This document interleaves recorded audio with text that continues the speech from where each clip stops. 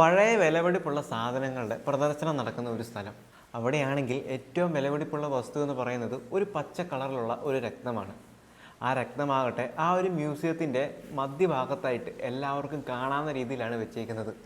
എന്നാൽ ആ ഒരു സ്ഥലത്തേക്ക് സന്ദർശകർക്ക് പോലും പ്രവേശിക്കാനുള്ള അനുമതി ഉണ്ടായിരുന്നില്ല. എന്നാൽ ആ ഒരു രത്നം ലക്ഷ്യമാക്കിയിട്ട് ആ ഒരു സ്ഥലത്തെ തന്നെ 3 ലോക്കൽ കള്ളന്മാരും അതേപോലെ തന്നെ ഒരു ഹൈടെക് കള്ളനും കൂടെ എത്തുകയാണ്.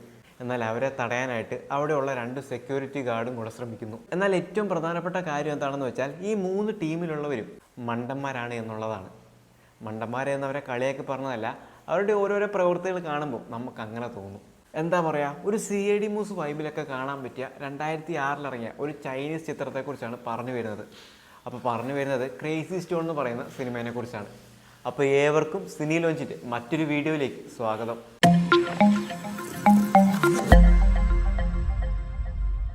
നേരത്തെ പറഞ്ഞതുപോലെ 3 ലോക്കൽ കള്ളന്മാരും അതോടൊപ്പം ഒരു ഹൈടെക് കള്ളനും കൂടെ ഈ രത്നം ലക്ഷ്യമാക്കി വരികയാണ്.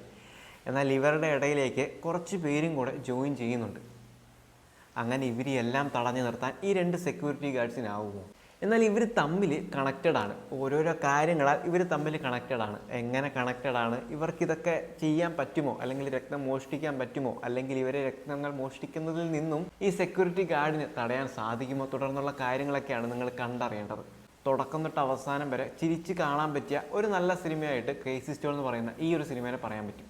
കുറച്ച് റിലാക്സ് ആയിട്ടിരുന്ന്, അല്ലെങ്കിൽ നിങ്ങൾക്ക് കുറച്ച് സമയമുണ്ട്, ഒരു 1.5 മണിക്കൂർ സമയമുണ്ട്, ഒരു സിനിമ കാണണം, ഒന്ന് ചിരിച്ച് ആസ്വദിച്ച് കാണാൻ പറ്റിയ ഒരു സിനിമ കാണണം, കുറച്ച് നേരത്തേക്ക് റിലാക്സ് ആയിട്ട് കാണാൻ പറ്റിയ ഒരു സിനിമ, അല്ലെങ്കിൽ നിങ്ങളൊരു കോമഡി സിനിമ ആരാധകനാണ്, ഇങ്ങനെയുള്ളവർക്ക് കാണാൻ പറ്റിയ ഒരു ചിത്രമാണ് ക്രേസി സ്റ്റോൺ എന്ന് പറയുന്ന ഈ ഒരു ചിത്രം. നേരത്തെ പറഞ്ഞതുപോലെ തുടക്കം തൊട്ട് അവസാനം വരെ ചിരിച്ച് കാണാൻ പറ്റിയൊരു ചിത്രമാണ്.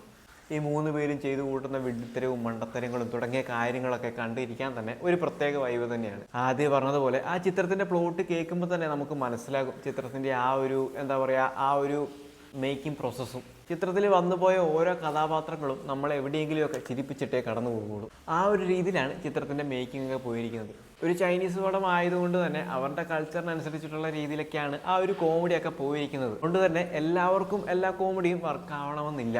അതിപ്പോൾ എന്നെ സംബന്ധിച്ചാണെങ്കിലും എല്ലാ കോമഡിയും വർക്കായിരുന്നില്ല. എന്നിരുന്നാലും നമ്മൾ കൊടുക്കുന്ന ആ ഒരു 1.5 മണിക്കൂർ സമയം നമ്മളെ തീർച്ചയായിട്ടും എൻഗേജ് ചെയ്യിപ്പിച്ച് ചിരിപ്പിച്ച് തന്നെയാണ് ചിത്രം അവസാനിക്കുന്നതും. അതുകൊണ്ട് തന്നെയാണ് CID മൂസ് പോലെയുള്ള ഒരു സിനിമയായിട്ട് കമ്പാരിസൺ വെച്ചതും. കാരണം ലോജിക്കും ബാക്കി കാര്യങ്ങളൊക്കെ ഒന്ന് മാറ്റി വെച്ചിട്ട് കുറച്ച് സമയം ചിരിക്കാനായിട്ട് ഈ ഒരു സിനിമയെ സമീപിക്കുകയാണെങ്കിൽ നല്ലൊരു എക്സ്പീരിയൻസ് ഈ ഒരു സിനിമ നിങ്ങൾക്ക് സമ്മാനിക്കും. ഒരുപക്ഷെ നിങ്ങളിൽ ഭൂരിഭാഗം ആളുകളും ഈ ഒരു സിനിമ ഇതിനോടകം കണ്ടു കഴിഞ്ഞതായിരിക്കാം. കണ്ടു കഴിഞ്ഞവരാണ് നിങ്ങളെങ്കിൽ നിങ്ങളുടെ അഭിപ്രായം കൂടെ ഒന്ന് പങ്കുവയ്ക്കുക. കണ്ടിട്ടില്ലെങ്കിൽ തീർച്ചയായിട്ടും ഒന്ന് കണ്ടു നോക്കാനായിട്ട് ശ്രമിക്കുക.